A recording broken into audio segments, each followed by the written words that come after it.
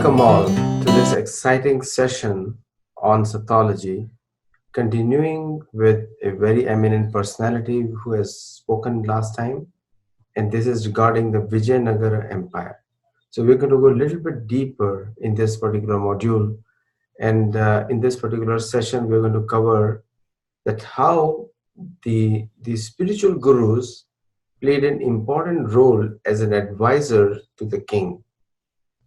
So, as you all know, you heard me in many lectures that the kings belong to a particular order of the society, and they do depend on a higher order for the teaching and learning. So, without delay, please welcome Sridhar Chatyalaji from New York. Namaskar ji, very happy to be here to participate in the second session. Thoroughly enjoyed the first session, and you have a great ability to facilitate discussions and bring out the important facets which are so essential for people who are trying to learn some perspectives from these discussions. Yeah, Jagannath Kripa, thank you so much. So, Sridhar Chatyalaji, the Krishnadeva Raya is such a tall figure in our history that there is no parallel to him in modern times, we can say, post-Mahabharata era. Because between 30 years, what he achieved in Vijayanagara Empire is unparalleled in the history. So, now the world knows about him because he is the king, but the world also has to know people behind him. Yeah. His advisors, his gurus. So, who are the principal gurus that he were working with him to train him or advise him on important matters of the state? Right. Krishnadeva Raya, as you rightly point out, was probably one of the greatest kings that the Bharat Desha has seen. Were fortunate enough to witness his rule. It's one of the golden periods. There were three important Rajagurus for Krishnadeva Raya. But he always owes his principal, what I call as the Pratama Guru, to the Tatachari from Srirangam, who eventually, hailing from Kanchi, settled in Kanchi. So Tatachari was one of his principal gurus. In the Krishnadeva Raya period, he gave two important titles to his gurus. One is called as the Rajaguru, or the Guru of the kingdom. The second he gave them specific responsibilities, and he gave them areas that they can preside over. For example, for Tatachari, he gave all districts which had very important Vaishnava temples: Srirangam, Kanchi, Tirupati, Melkote, Srivilliputur. All these places Tatachari had presided over. So what made these spiritual gurus very important in the evolution of Krishnadeva Raya, and the important influence that they had in making him what he was in the history, in the annals of history? So if you actually go back to the fundamental theory of why Vijayanagara was established, it had two objectives. One, to prevent the advancing army and to create a kind of a buffer for preservation of the Hindu Vedic empire, where people can follow without fear.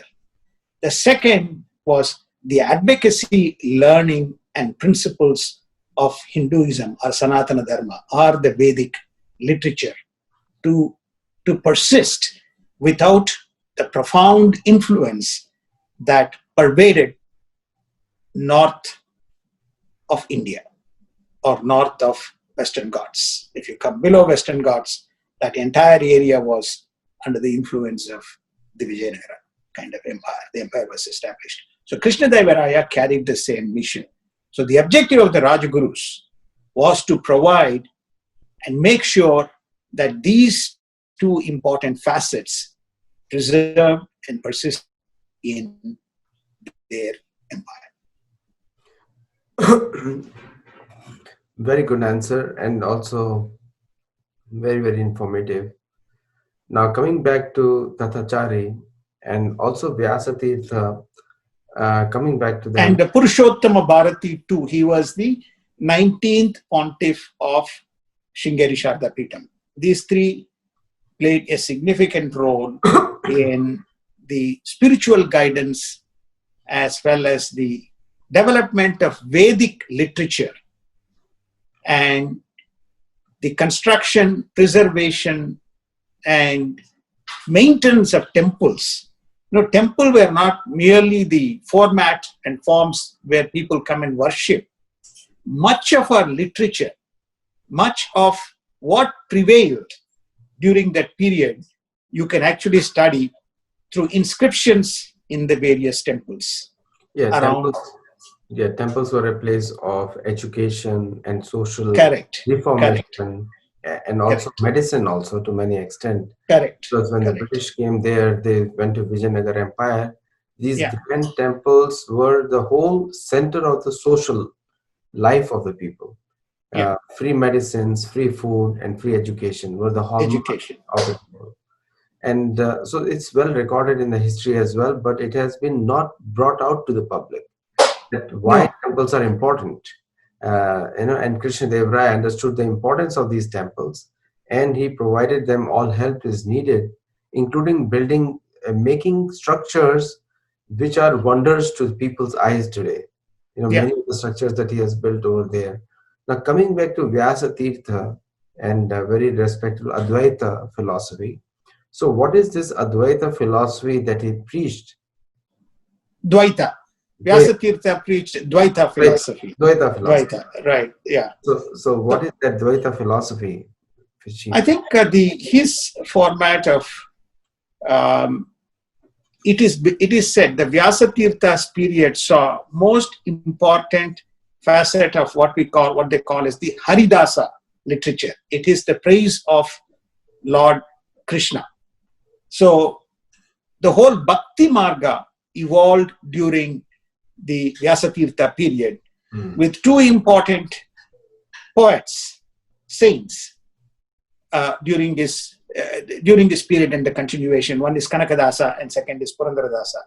Okay. So there was lot of evolution of Bhakti Marga and the work of, and he also was able to combat both in the Kalinga kingdom as well as in the other scholars who came and establish this Dvaita as a better format of understanding our philosophy. He was a scholar, and those days the only way you win a battle is you go to the place and you debate with the spiritual scholars. So the Dvaita Siddhanta attained prominence because of his spiritual, intellectual, and his Vedic knowledge.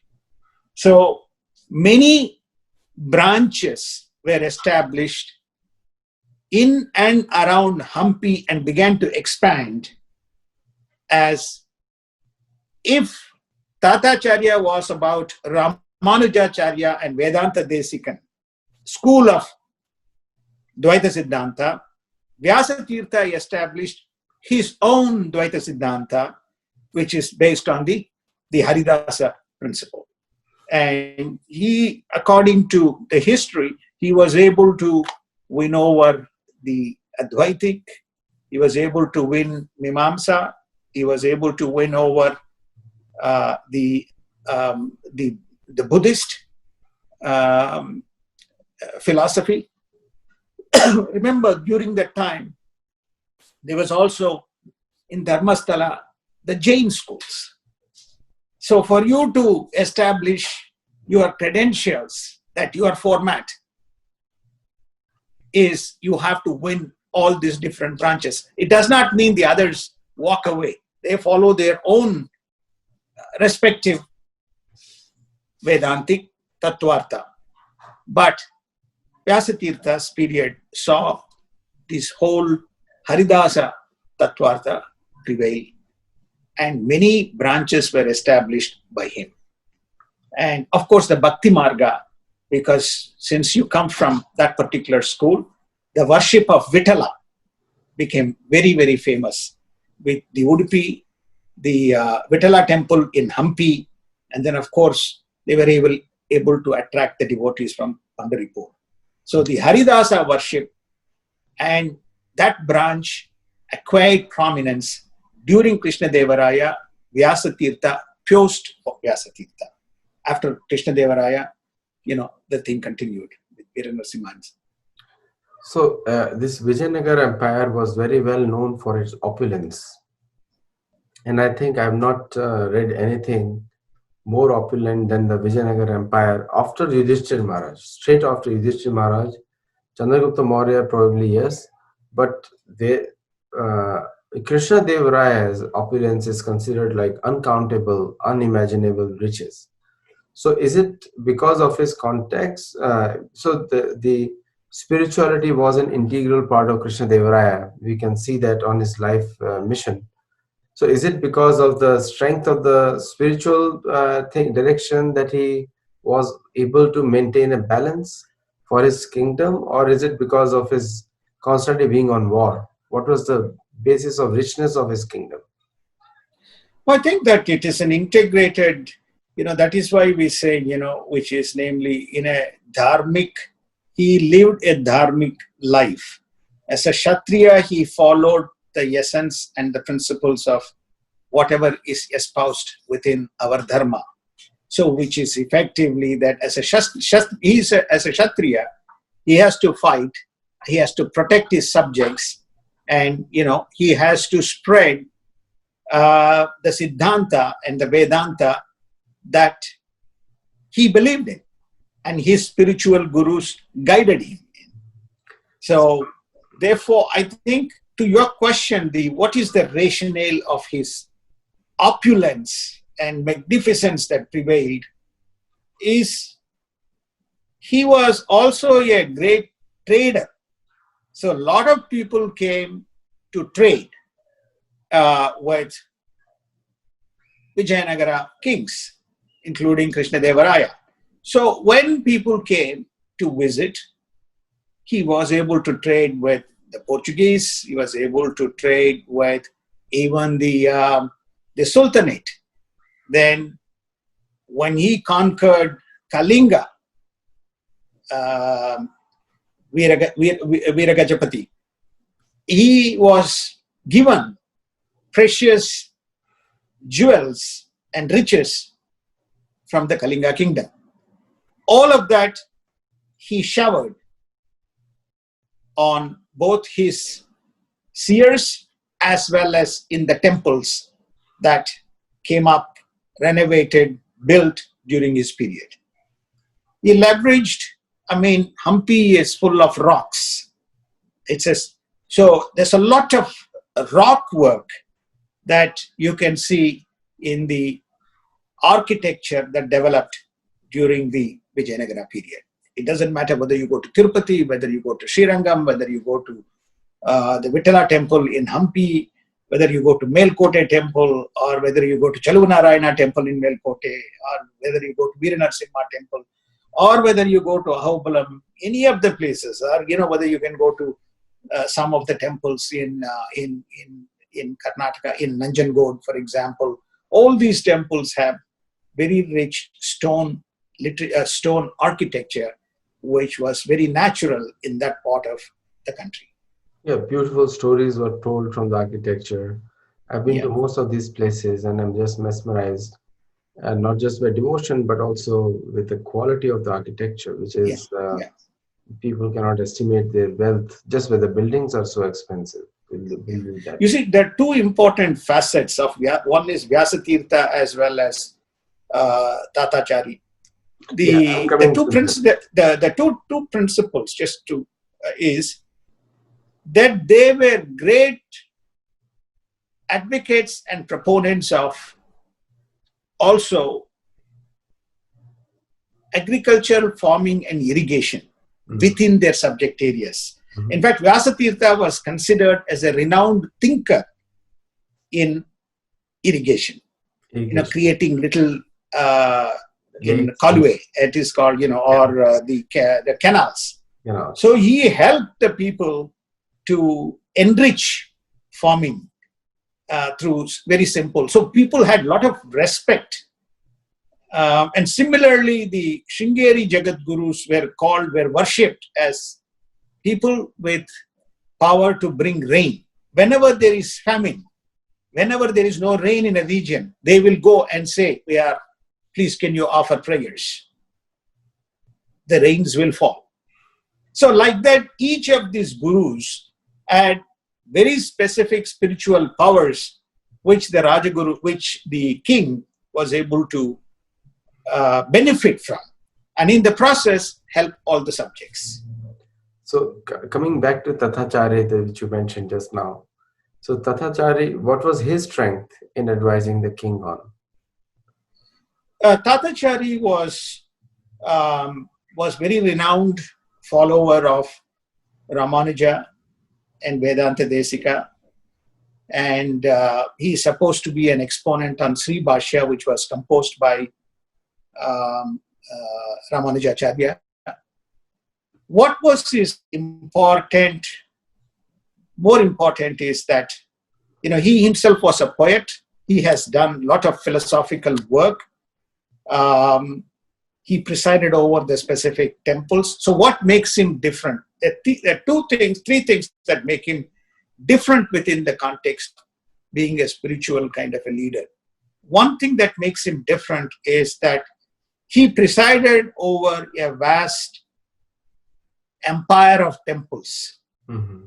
which is the Divya Desam, the 108 Yes. Vaishnava shrines. He was the custodian of the 108 Vaishnava shrines in the Vijayanagara Empire, spawning Tamil Nadu, Kerala, Karnataka, Andhra Pradesh, Mhm. all. So this Divya Desam he developed, and all temples were consecrated.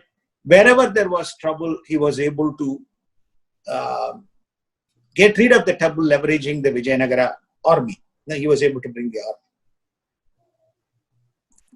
As I said, we will cover all his works in a separate kind of subject, Yes, yes. It's right? just a His prime. works that he has done, right? Yeah.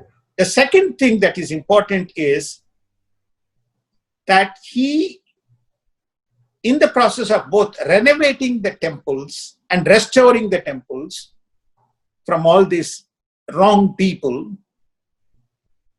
he was able to give work to a large number of skilled artisans, sculptors, as well as those who are specialized in Vastu and Agama.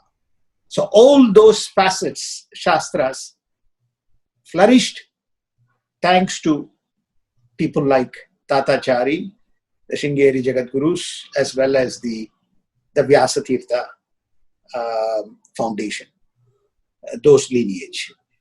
No, So these. that's the second facet. Yeah. The third, which is most important, is it was during his period he established this free meal for all the people who are affected, who don't have. So he established this Bhojan Sala. So this is something that you see, especially in the Karnataka, North Karnataka, South Karnataka regions, where even today, the afternoon meal and the evening meal, when you go to a temple, is free, is given. Annadana Yes. is given. So therefore, this he established in the Divya Desam. Now contrast this with what was happening in the Western world during that time. People were killing. The kings were so evil in the Western Yeah, world that yeah, there was a big class society in the Western world during the same time, and the monarchs in the Europe and other people, they're working against their own people. and so much violence was being done by the nobility of the Western world during the same time. And that's Yeah. the contrast between the two kingdoms. One is a Vedic Dharmic kingdom, another is a Western ideology based kingdom, Yeah. and during the same time. And this is what surprised many of the European travelers to India, that how magnanimous the king was, especially the Portuguese. Portuguese, they praised the Krishnadeva Raya in so many words that he was Yeah, icon. Dominguez, Payas, and Nunes, and so on. They have. You see, again, they used. The temples became not only the place to worship, but they also became. I mean, those days, every day you cannot go to the temple. Only when a king is making a visit, the temples get open, or specific days the temples get open. But so, what was the use of temple? The temples became large storage. So when farmers produced, it became a place to store and make it available as a distribution mechanism to the subjects living within those taluks or villages or the urban center or the centers around the temples.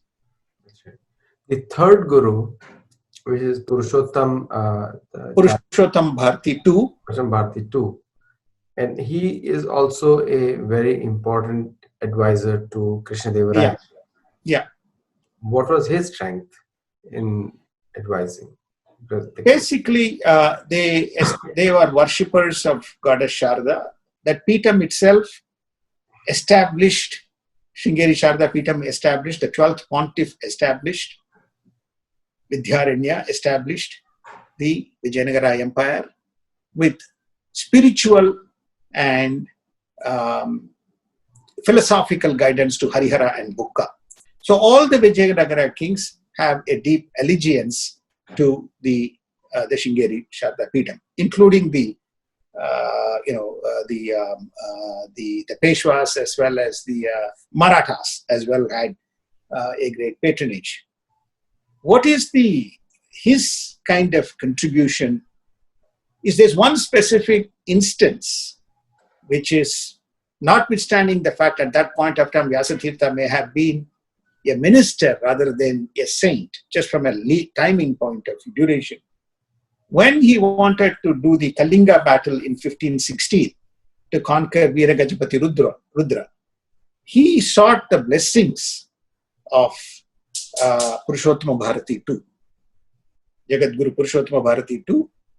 And Purushottama Bharati II sent his Sishya Vidyaranya, not to be mistaken with the old Vidyaranya, to Hampi to be there and offer prayers during that expedition.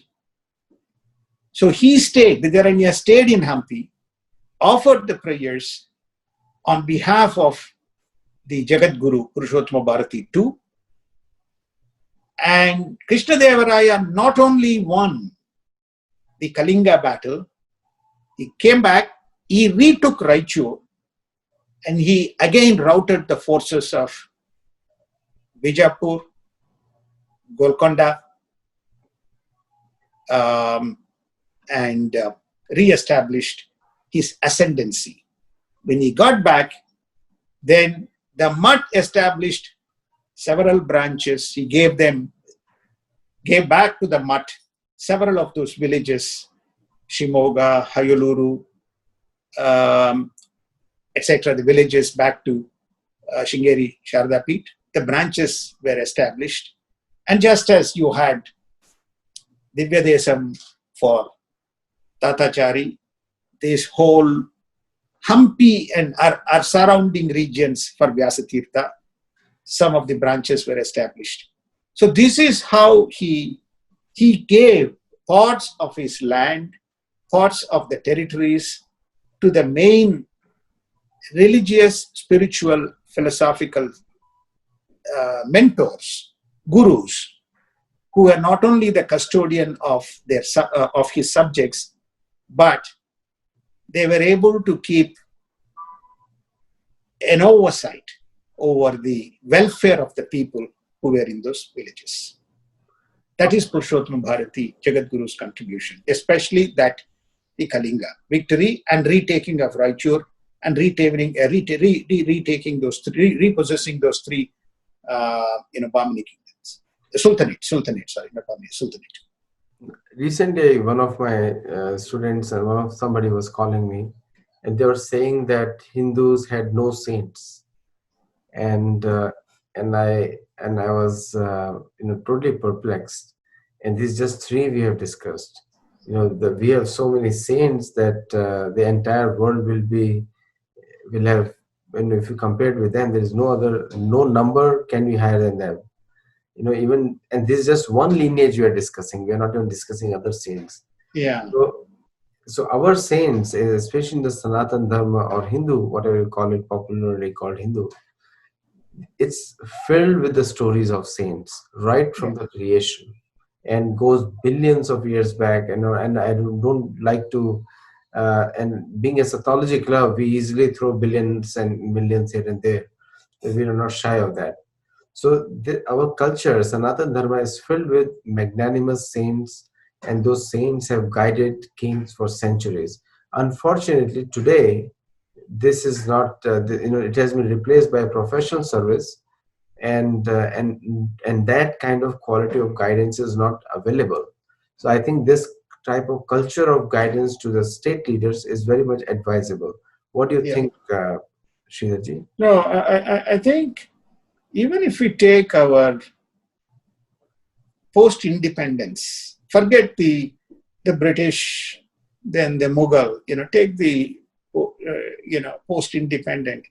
I believe for about maybe 20, 30 years, when we had great leaders like Babu Rajendra Prasad, Dr. Sarvepalli Radhakrishnan, Lal Bahadur Shastri ji, we have had, patronage and our philosophical importance of patronizing the religion, temples, textbooks, etc. But somewhere in the last 30 to 40 years, 30 years, I think India has completely lost its value with incorrect documentation of the history, improper documentation of the history, and incorrect labeling of the great saints and great scholars and their contribution towards the evolution of our culture, okay, and which is the foundation of who we are, right? Of the foundation of who we are. Just to kind of give a closing point on Krishnadeva Raya was patronized Advaitam, Dvaitam, Vasishtadvaitam, three different branches in his kingdom, by keeping all the three, maybe even few more, which is not documented, as his gurus, recognizing the values and respecting the elder, who is a persona of immense knowledge and with divine grace and divine blessings, all of them, right? So Krishnadeva proved that point, that you can be a Vaishnava, but Vaishnavite, but you can still embrace and support the good virtues that prevailed in that specific branch of thinking. I often have asked the question, if you actually take Krishnadeva Raya's history, the Western writers, because we have this debate, Vada, right? People mistook dissent of an opinion to be an animosity and discontent, and painted that the conflicts and contradictions that prevailed in the spiritual architecture during the Vijayanagara period. No, it is not. It is purely because each had a divine vision of a specific Tattvartik Marga, and they established that. So they debated, but that didn't mean that they had kind of personal animosity and discontent brewing over, incorrectly again painted in portraying Vijayanagara. You're right. There have been vested interests to portray a certain thing as negative so they can advance their own culture and their own philosophy. Oftentimes, mythology is written by the conquerors, not by the people who are conquered. And this is the time to tell the story of the people who were subjugated and their history deleted, and we call that Sattology because that's a on the ground narrative of the fakehood which has been Yeah. spread in the time. So Satyology is Sattology. So thank you so much, Sridharji. It's always a pleasure to see you're smiling and such a happy way that you put it across so simply. Viewers, do watch this show. It's going to go live. It has been watched live now in certain places, but it's going to go live after the post production, and then we will come up with a third series. Each of the teachers that we spoke today, we're going to go deep into their teachings and what they taught. So with that, keep that in mind, and we'll come back with Sridhar and myself again in a week. Thank you. Namaskar. Thank you, Ji. Namaskar.